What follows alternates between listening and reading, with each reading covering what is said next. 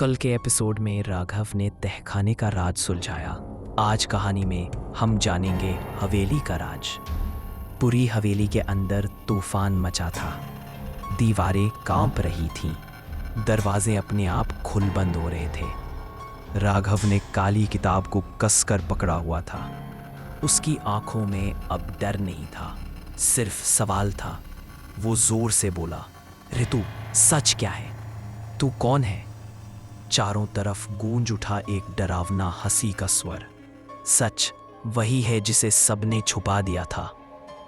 अचानक हवेली के फर्श पर जले हुए निशान बनने लगे।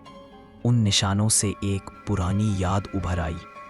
20 साल पहले काली हवेली में एक अमीर जमींदार देवदत्त राय अपनी पत्नी और बेटी ऋतु के साथ रहता था। ऋतु बहुत प्यारी बच्ची थी, पर एक रात कुछ भयानक हुआ। गांव के लोगों ने हवेली के पास काली पूजा करते हुए देवदत्त को देखा। वो अपने ही खून से अमरत्व मंत्र पूरा करना चाहता था, लेकिन उस रात जब मंत्र अधूरा रह गया, पूरे परिवार की मौत हो गई। ऋतु की आत्मा फंस गई। राघव ने किताब खोली। उसमें लिखा था, जो अधूरा मंत्र पूरा करेगा वही उसकी आत्मा को मुक्त करेगा या खुद शिकार बनेगा। राघव ने सोचा, शायद यही रास्ता है ऋतु को मुक्ति दिलाने का। उसने एक मोमबत्ती जलाई और मंत्र पढ़ना शुरू किया, ओम काल स्वरूपिणी ऋतु मुक्तिर्भव।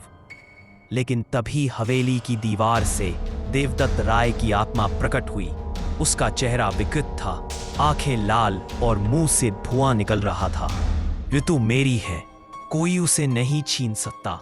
राघव चिल्लाया, तूने अपनी बेटी को बलिदान चढ़ाया था, अब वही तेरा विनाश बनेगी। ऋतु की आत्मा अचानक राघव के सामने आ गई। उसने राघव का हाथ पकड़कर कहा, मुझे मुक्त करो। राघव ने किताब का आखिरी पन्ना खोला। उस पर लिखा था, बलिदान वही देगा जो निर्दोष हो। राघव मुस्कुराया, आंखें बंद की और बोला, अगर मेरी मौत से तू आजाद होगी तो ले जा मेरी जान। काली हवेली अचानक कांप उठी, बिजली चमकी और सब कुछ अंधेरे में डूब।